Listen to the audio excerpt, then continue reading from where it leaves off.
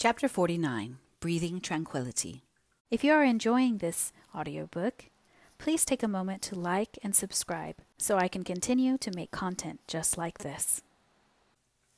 And down the sunny beach she paces slowly, with many doubtful pauses by the way. Grief hath an influence so hushed and holy. Hood. "Is not Margaret the heiress?" whispered Edith to her husband, as they were in their room alone at night after the sad journey to Oxford. She had pulled his tall head down, and stood upon tiptoe and implored him not to be shocked before she ventured to ask this question. Captain Lennox was, however, quite in the dark. If he had ever heard, he had forgotten. It could not be much of a fellow of a small college had to leave, but he had never wanted her to pay for her board, and £250 a year was something ridiculous, considering that she did not take wine. Edith came down upon her feet a little bit sadder, with her romance blown to pieces. A week afterward she came prancing towards her husband and made him a low curtsy. "I am right, and you are wrong, most noble captain. Margaret has had a lawyer's letter, and she is residuary legatee. The legacies being about £2,000, and the remainder about 40,000 at the present value of property in Milton." "Indeed. And how does she take her good fortune?" "Oh, it seems she knew she was to have it all along, only she has had no idea it was so much. She looks very white and pale, and says she's afraid of it, but that's nonsense, you know, and will soon go off. I left Mamma pouring congratulations down her throat, and stole away to tell you." It seemed to be supposed by general consent that the most natural thing was to consider Mr. Lennox henceforward as Margaret's legal adviser. She was so entirely ignorant of all forms of business that in nearly everything she had to refer to him. He chose out her attorney. He came to her with papers to be signed. He was never so happy as when teaching her of what all these mysteries of the law were the signs and types. "Henry," said Edith one day archly, "do you know what I hope and expect all these long conversations with Margaret will end in?" "No, I don't," said he, reddening, "and I desire you not to tell me." "Oh, very well. Then I need not tell Sholto not to ask Mr. Montague so often to the house." "Just as you choose," said he with forced coolness. "What you are thinking of may or may not happen, but this time, before I commit myself, I will see my ground clear. Ask whom you choose. It may not be very civil, Edith, but if you meddle in it, you will mar it. She has been very farouche with me for a long time, and is only just beginning to thaw a little from her Zenobia ways. She has the making of a Cleopatra in her, if only she were a little more pagan." "For my part," said Edith a little maliciously, "I am very glad she is a Christian. I know so very few." There was no Spain for Margaret that autumn, although to the last she hoped that some fortunate occasion would call Frederick to Paris, whither she could easily have met with a convoy. Instead of Cadiz, she had to content herself with Cromer. To that place her Aunt Shaw and the Lennoxes were bound. They had all along wished her to accompany them, and consequently with their characters they made but lazy efforts to forward her own separate wish. Perhaps Cromer was, in one sense of the expression, the best for her. She needed bodily strengthening and bracing as well as rest. Among other hopes that had vanished was the trust she had had that Mr. Bell would have given Mr. Thornton the simple facts of the family circumstances which had preceded the unfortunate accident that led to Leonard's death. Whatever the opinion, however changed it might be from what Mr. Thornton had once entertained, she had wished it to be based upon a true understanding of what she had done and why she had done it. It would have been a pleasure to her, would have given her rest on a point on which she should now all her life be restless, unless she could resolve not to think upon it. It was now so long after the time of these occurrences that there was no possible way of explaining them save the one which she had lost by Mr. Bell's death. She might just submit, like many another, to be misunderstood. But though reasoning herself into the belief that in this hers was no uncommon lot, her heart did not ache the less with longing that some time, years and years hence, before he died at any rate, he might know how much she had been tempted.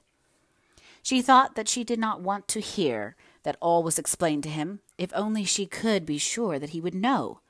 But this wish was vain, like so many others, and when she had schooled herself into this conviction, she turned with all her heart and strength to the life that lay immediately before her, and resolved to strive and make the best of that. She used to sit long hours upon the beach, gazing intently on the waves as they chafed with perpetual motion against the pebbly shore, or she looked out upon the more distant heave and sparkle against the sky, and heard, without being conscious of hearing, the eternal psalm which went up continually. She was soothed without knowing how or why.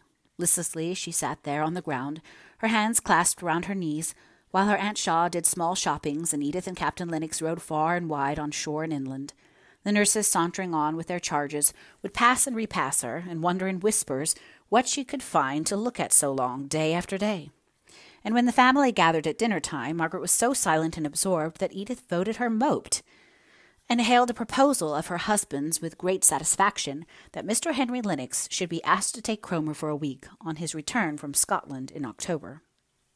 But all this time, for thought enabled Margaret to put events in their right places as to origin and significance, both as regarded her past life and her future. Those hours by the seaside were not lost, as any one might have seen who had had the perception to read or the care to understand the look that Margaret's face was gradually acquiring. Mr. Henry Lennox was excessively struck by the change. "The sea has done Miss Hale an immense deal of good, I should fancy," said he, when she first left the room after his arrival in their family circle. "She looks 10 years younger than she did in Harley Street." "That's the bonnet I got her," said Edith triumphantly. "I knew it would suit her the moment I saw it." "I beg your pardon," said Mr. Lennox in the half-contemptuous, half-indulgent tone he generally used to Edith, "but I believe I know the difference between the charms of a dress and the charms of a woman. No mere bonnet would have made Miss Hale's eyes so lustrous and yet so soft, or her lips so ripe and red, and her face altogether so full of peace and light. She is like, and yet more," he dropped his voice, "like the Margaret Hale of Helston." From this time the clever and ambitious man bent all his powers to gaining Margaret. He loved her sweet beauty. He saw the latent sweep of her mind, which could easily, he thought, be led to embrace all the objects on which he had set his heart. He looked upon her fortune only as a part of the complete and superb character of herself and her position. Yet he was fully aware of the rise which it would immediately enable him, the poor barrister, to take. Eventually he would earn such success and such honours as would enable him to pay her back with interest that first advance in wealth which he should owe to her. He had been to Milton on business connected with her property, on his return from Scotland, and with the quick eye of a skilled lawyer, ready ever to take in and weigh contingencies, he had seen that much additional value was yearly accruing to the lands and tenements which she owned in that prosperous and increasing town. He was glad to find that the present relationship between Margaret and himself, of client and legal adviser, was gradually superseding the recollection of that unlucky, mismanaged day at Helston. He had thus unusual opportunities of intimate intercourse with her, besides those that arose from the connection between the families. Margaret was only too willing to listen, as long as he talked of Milton, though he had seen none of the people whom she more especially knew. It had been the tone with her aunt and cousin to speak of Milton with dislike and contempt, just such feelings as Margaret was ashamed to remember she had expressed and felt on first going to live there. But Mr. Lennox almost exceeded Margaret in his appreciation of the character of Milton and its inhabitants, their energy, their power, their indomitable character in struggling and fighting, their lurid vividness of existence, captivated and arrested his attention.